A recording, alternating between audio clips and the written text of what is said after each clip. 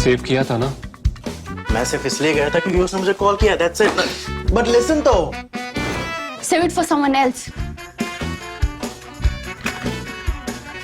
जिंदगी में सेव करना जरूरी है, मगर जब बात पैसों की हो, सिर्फ सेविंग से काम नहीं चलेगा। इक्विटी म्यूचुअल फंड्स में इन्वेस्ट कीजिए और अपने सेविंग्स को आगे बढ़ने का मौका दीजिए। Mutual fund investments are subject to market risks. Read all scheme-related documents carefully. In September 2018, then BJP President Amit Shah declared at the party's national executive meeting that the BJP would win the 2019 Lok Sabha election and then rule India for the next 50 years. That is, till 2069. Nobody took it seriously then. 5 years on, the BJP is increasingly looking convinced that it will be in power for 45 more years at least. The latest evidence of that is the Chief Election Commissioner and other election commissioners' appointment, condition of service and term of office bill 2023. The Rajya Sabha passed it on the 12th of December and the Lok Sabha is set to give its nod sometime this week.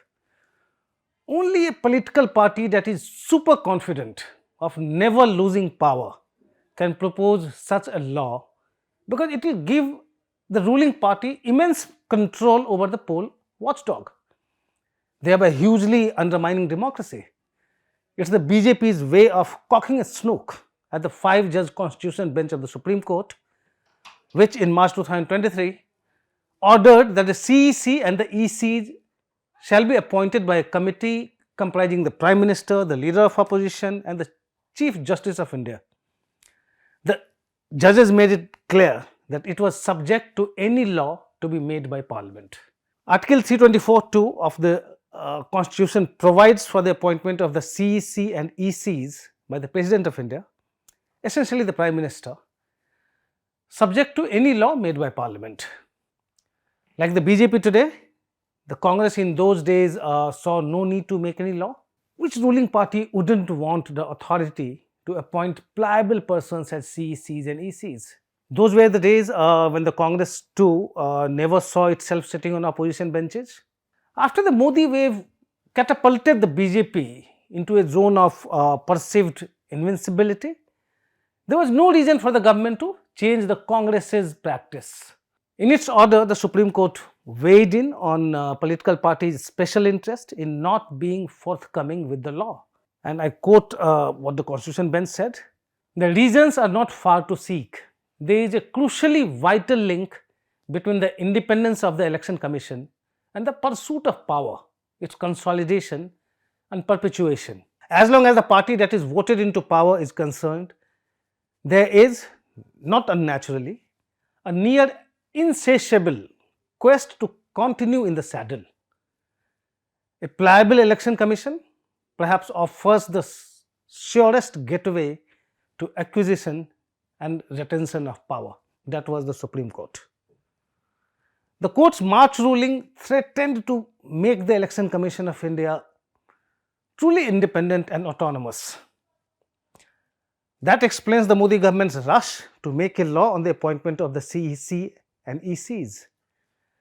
The proposed law would make the Supreme Court ruling about a 3-member selection panel, which would include the CJI too, virtually infructuous. In fact, the legislation that is likely to sail through the Lok Sabha this week seeks to further empower the executive to undermine the Election Commission, more than what was happening during the Congress era. As per the proposed law, the old system has been continued. While the SC had suggested a panel of the PM, the LOP and the CJI, the proposed law seeks to replace the CJI with a cabinet minister to be nominated by the Prime Minister. So, in case of differences over appointments, the Prime Minister and his nominee may be on one side and the Leader of Opposition on the other. The majority will have the way. Essentially, it's the Prime Minister who will decide the CEC and the ECs under the proposed law, a practice that has been continuing for 7 decades. Let's see what happens in other countries. And I am borrowing it from a report by The Hindu. In the UK, members of the electoral body are approved by the House of Commons. In the US, they are appointed by the President and confirmed by the Senate. In South Africa, they are selected by the President of the Constitutional Court representatives of the Human Rights Court, and gender equality. But in India, as I mentioned, it's the Prime Minister, the CEC and the ECs, even after the proposed law comes into force. There is also an interesting addition in the proposed law, that's to provide immunity to serving and former election commissioners and chief election commissioners from any civil or criminal proceedings.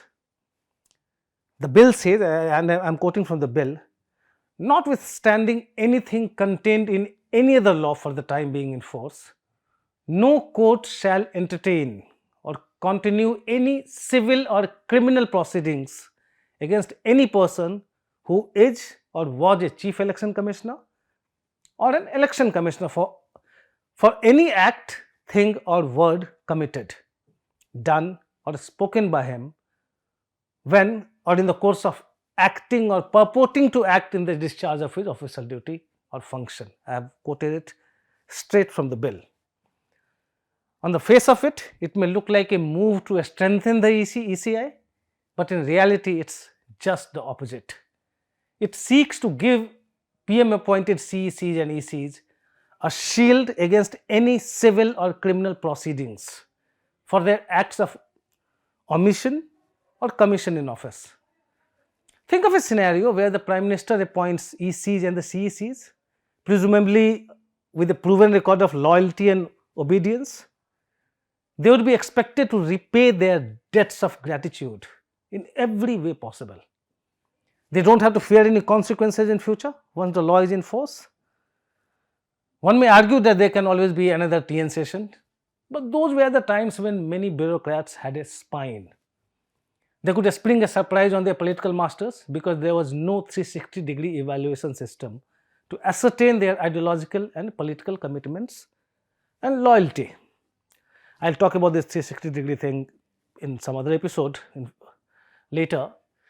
Talking about the spine, former Finance Secretary Ashok Lavasa, he seemed to have preserved this when he became an election commissioner in 2018. He gave a dissenting opinion when then CEC and another EC gave a clean chit to Prime Minister Modi and Home Minister Amit Shah in about half a dozen cases of alleged violation of the Model Code of Conduct during the 2019 Lok Sabha election. His dissent note was never made part of the EC order, but the Income Tax Department swung into action soon enough, issuing notices to his wife on various counts.